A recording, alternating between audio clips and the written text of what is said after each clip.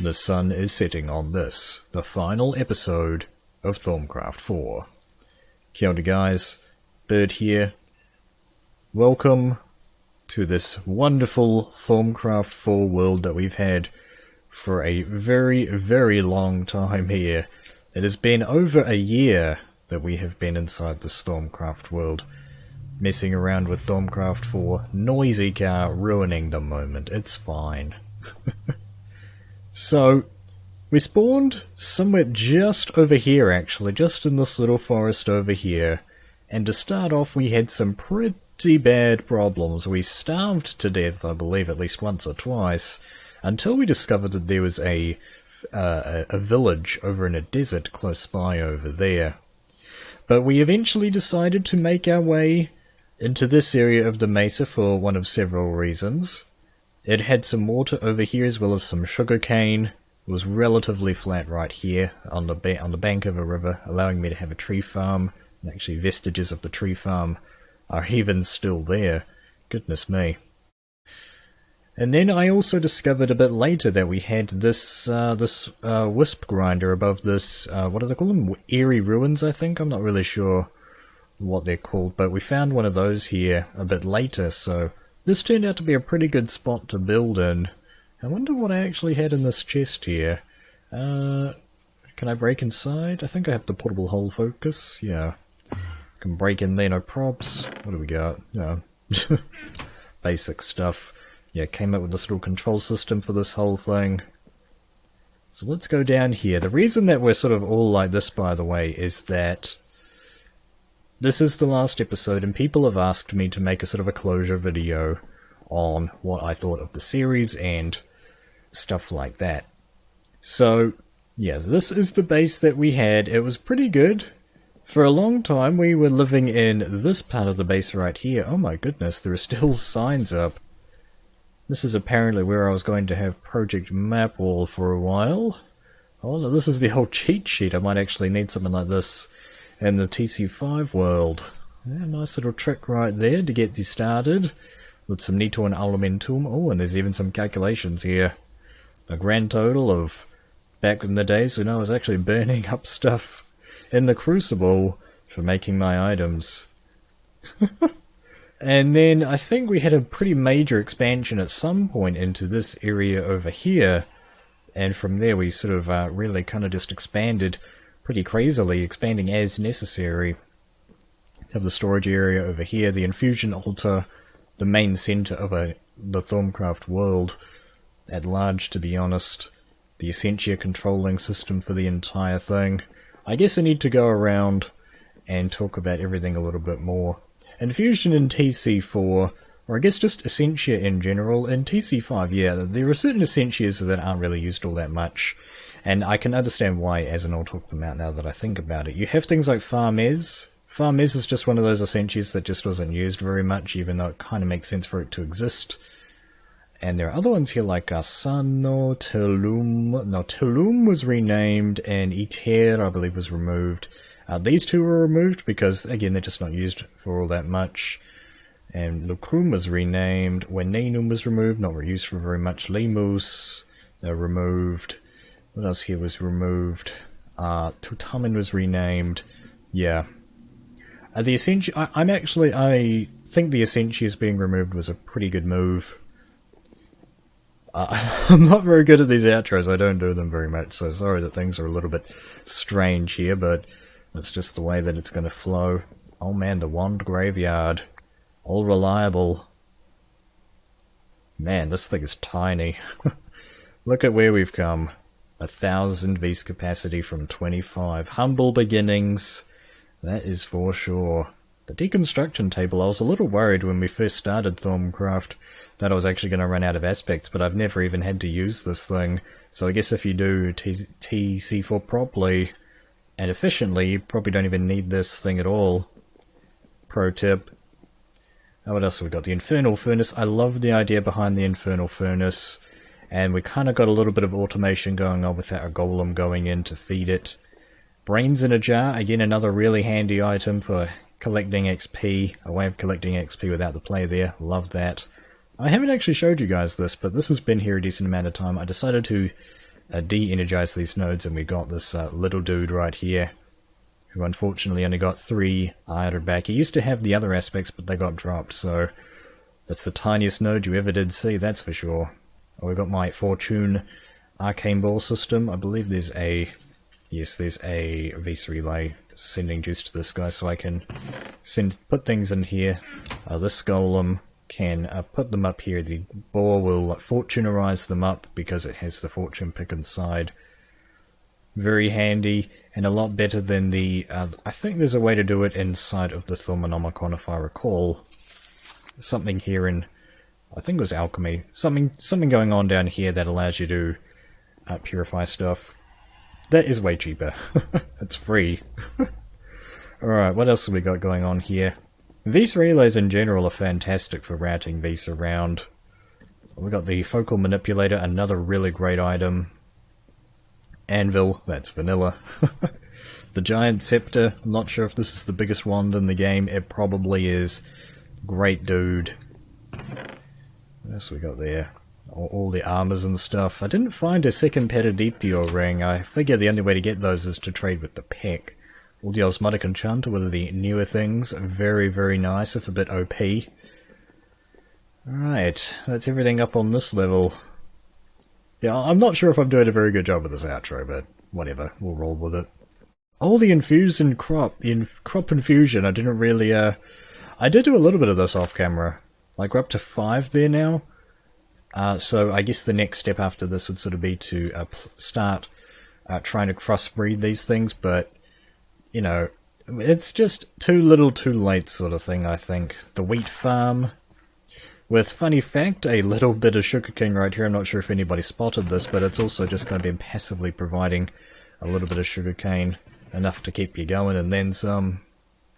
Oh man, this ad hoc system turned out to be permanent, didn't it? Sending Potentia into the spire to wirelessly charge us up. What else is going on over here? The mana bean farm that I never got around to making. That guy's gone. We did get a little thing going on here. These are no, not Tuhljin, Tempestas? Yeah, this is giving me Tempestas, which is again one of those aspects that was removed because that doesn't have any use whatsoever. What else is here? We've got the cactus farm. It's a great cactus farm. This is sort of more your end-game cactus farm, to be honest. Very happy with this dude. I got 3 golems in there that are harvesting stuff up. I have them turned off at the moment because I actually disabled most of the base here. The way that I used to have it earlier on is that I would have this wood in here being turned into charcoal, I believe. Yeah, over here in the alchemy lab. Let's get back up. The charcoal would come out of the alchemy lab, or go through here, this infinite furnace, and into here. This golem would send it in here, it would get turned into elementum. I would use Aruba. Well, I'd use cactus to get the Periditio for the elementum, and the excess Aruba would basically go into fueling the rest of the base, with Aruba one of the more useful aspects in the game.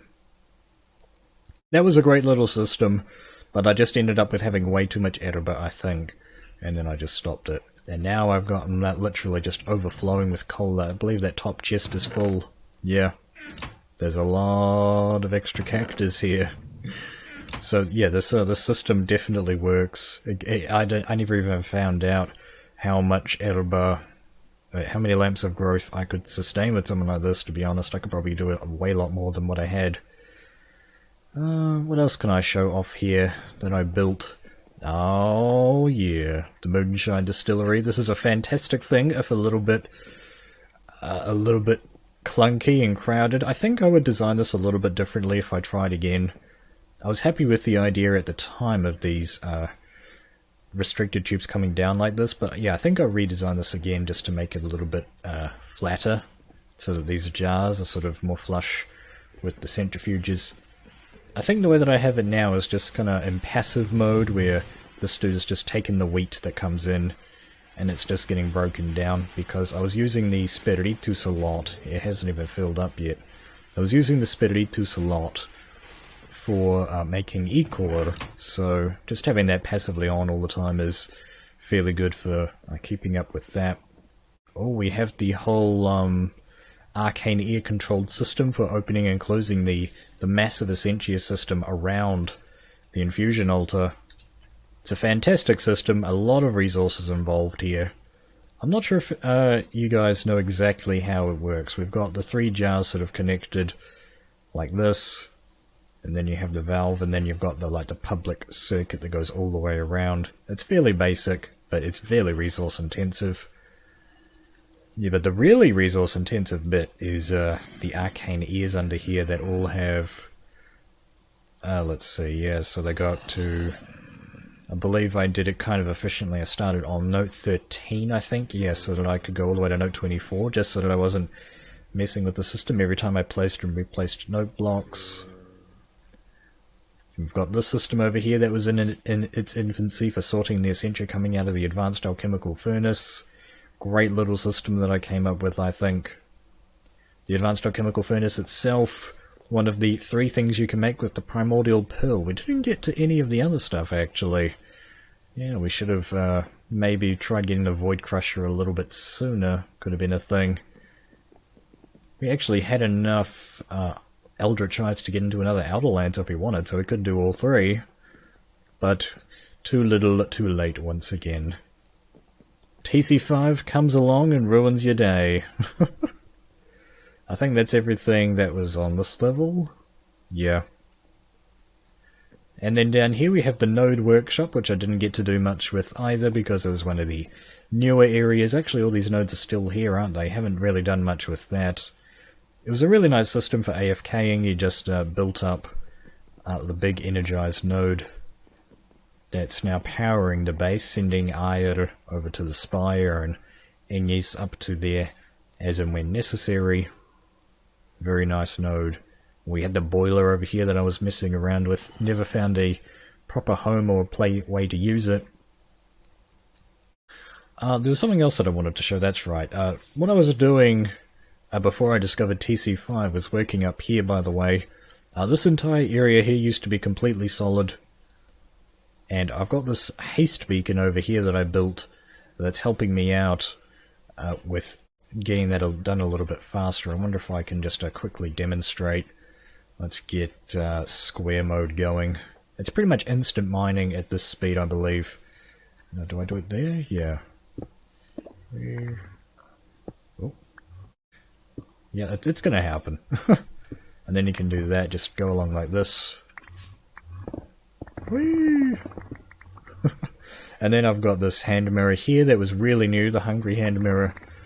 Sending stuff, let's see, into lava over here, so that's what's just sending everything. That connects to this mirror, which just goes into lava. Yeah! Didn't get done with the silverwood.